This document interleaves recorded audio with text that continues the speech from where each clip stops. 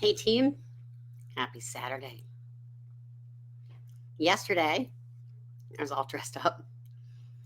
I promised after the shift show that I would come back on Saturday, even though I'm ultra casual. I promised you I probably would be. It is pouring rain in Connecticut, um, nasty weather, and I've gone from physical therapy to running some errands to um, med spa to home and had some lunch with hubby, watched a quick show, and then got back to organizing some stuff around the house and doing this video. And then I am heading to the kitchen to start cooking some food.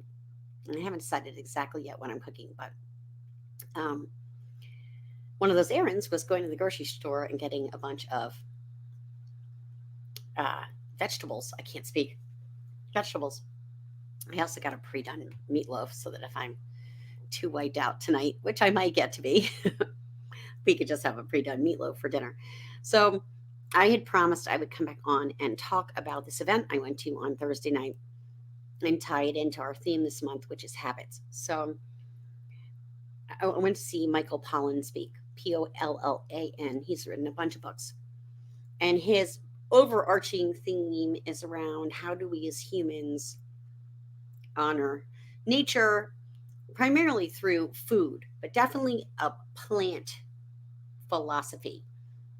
He is not vegetarian or vegan.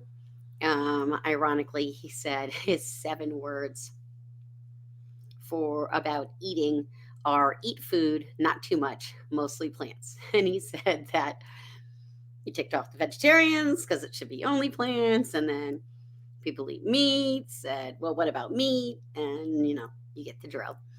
And that's, I guess, the society we live in now. Everyone's got an opinion. So I thought it was very interesting that you could boil these things down to just that. And um, so we talked about food, and there were 3 Fairfield U professors sitting up on the stage interviewing him. It was very, very interesting. And primarily, he focused on his newest book, which I'm going to forget what it's called. So anyone can feel free to tell me, and then I will make sure to put it in the chat. I apologize. But his latest book is all about hallucinogenics. And it might seem like this is a giant jump, except that when he's talking about hallucinogenics, he's primarily talking about from plants. So mushrooms.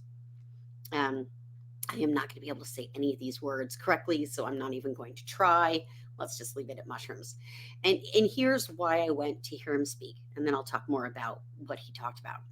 I went to hear him speak because um, I just didn't know much about this. And what's happening pretty much daily, sometimes more often, is on my business page. I'm speaking on my personal page right now. On my business page, I get what I'm sure are bots. Lots of information about how mushrooms cured my child's ADHD. And maybe they did, maybe they didn't. I don't know for sure. I can tell you that the only place you can really um, legally use mushrooms in this country is Oregon. And I have a philosophy in life, one, that I will always be learning, and two, to stay open to things. And since I know nothing about hallucinogenics and I know a fair amount of people who are interested in this topic, we went with friends. Um, the friends we went with are very open to many things. They are open to THC gummies, which is fine, great, good for them. Um, I personally don't derive any benefit from THC whatsoever. And I've even tried CBD also, and CBD also no benefits for me. So I'm kind of an unusual constitution in that some meds I'm completely allergic to, such as amphetamines. So I am a completely unmedicated ADHDer. Not completely, because I take other kinds of medications, but I don't take medications for my ADHD. I am totally in favor of people taking medications for their ADHD. I have asthma. I take an inhaler. I don't find that to be any different. Um,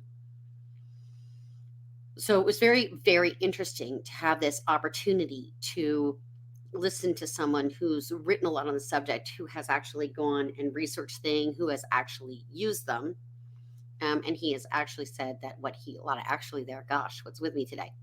He said that, um, by the way, I've been like this all day. I really have a lot of squirrel brain today. He said that he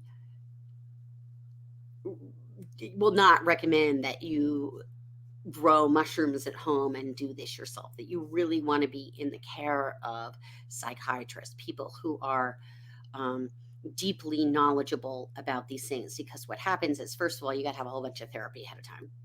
They have to determine whether you're really sturdy enough. Can you manage the experience? And then it's hours together. So you have the medical professional with you while you're doing this. And the reason that is because if there's trauma in your past and you don't, you may or may not know about the trauma, it could get triggered. And then you're triggered and you're by yourself, that could lead to some really dark places, which I would strongly recommend against. It is not easy to unpack trauma. I have done this. I have unpacked trauma in my own life um, with extreme care with medical people to make sure that I was safe while I was doing it. And I think that's really, really important. I don't know that I'm suddenly going to go try mushrooms. Probably not. First of all, I don't live in Oregon. And second of all, it doesn't really hold any appeal to me. Because so many things don't really work right medication wise in my particular body, I think it would be highly dangerous for me. So I just am not going to do that.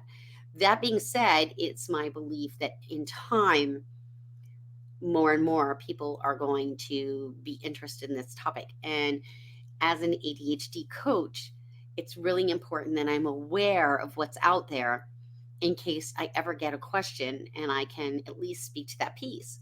You need to be under medical care. If this is something you want to consider, then these are the things I'm going to recommend you do. And then they're going to go and get the therapist and do their own thing.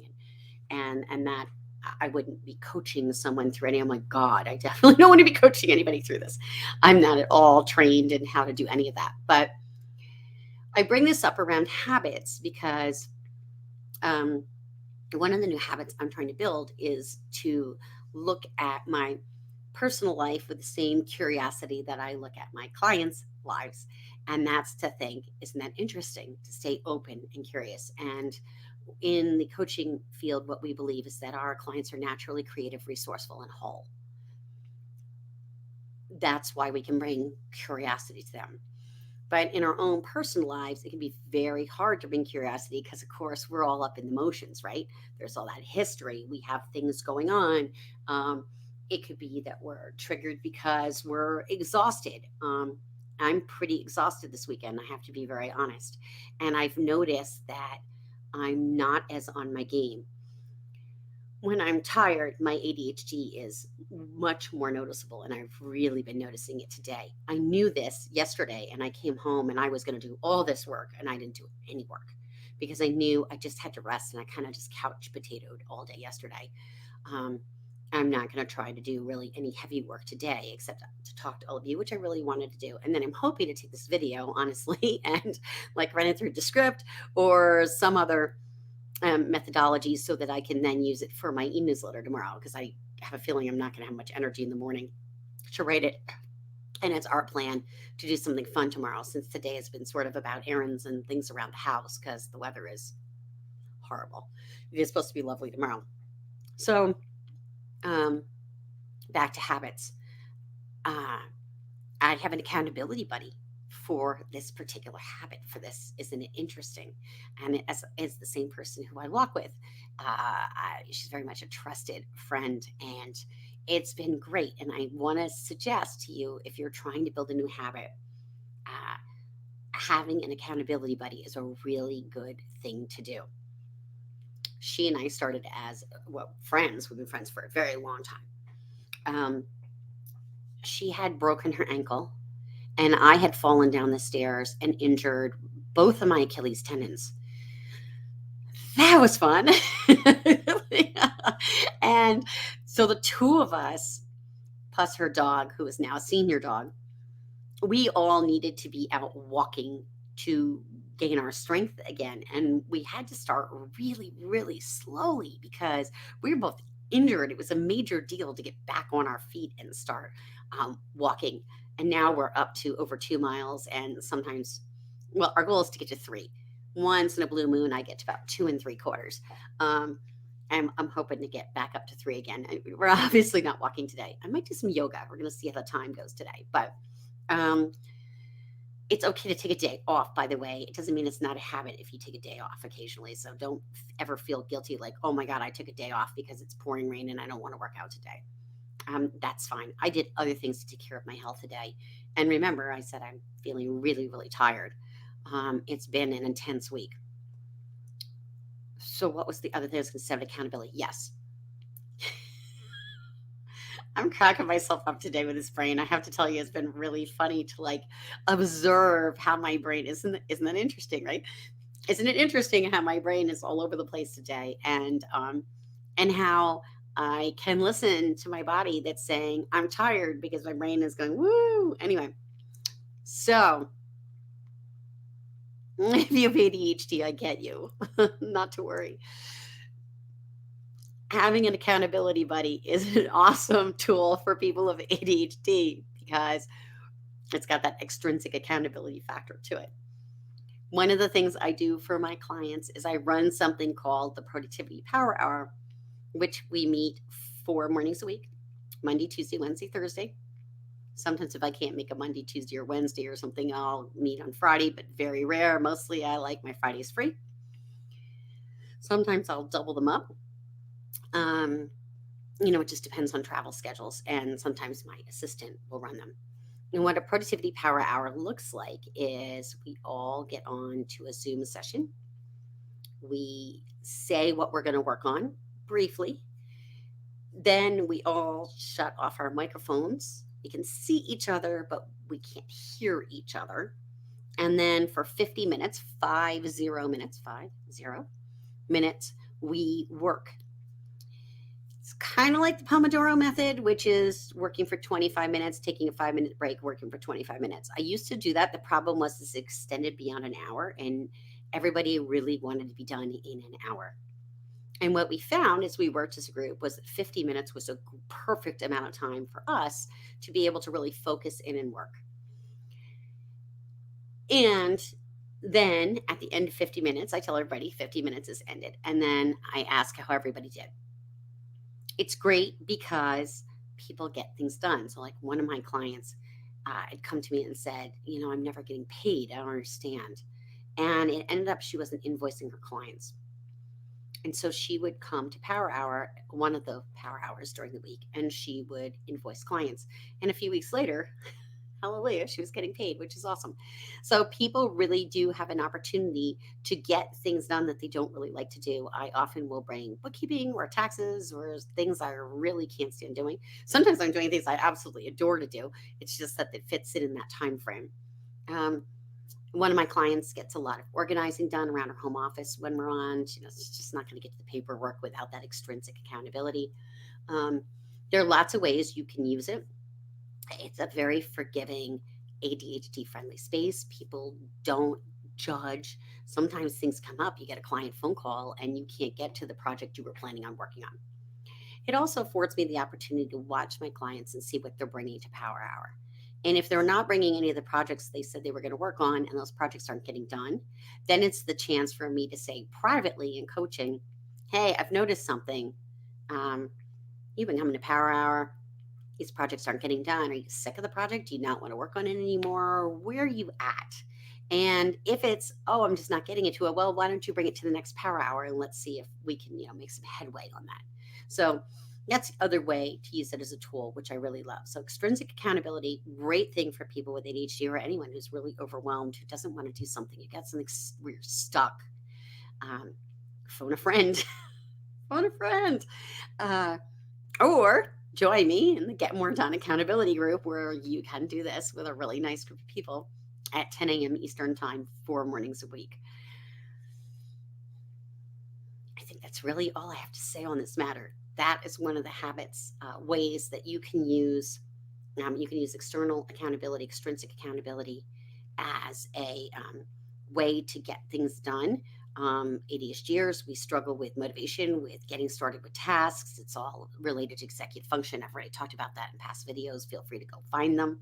Um, the easiest way probably is on my YouTube channel, which is the little ampersand sign. I think, no, that's not an ampersand. I don't know what an at sign is called. Forget that, Catherine Avery, CATHERINEAVERY. I'm constantly putting up new content. It tends to be organized more than you would in a Facebook, because in a Facebook stream, it's just kind of like you see all the posts and all the things. But you can check that out. You can subscribe. You can share with friends. More and more content is going up. I'm creating more and more content to go up onto YouTube. And actually, right now, this is a YouTube Live. So where am I streaming? YouTube Live, my Facebook group, and Facebook.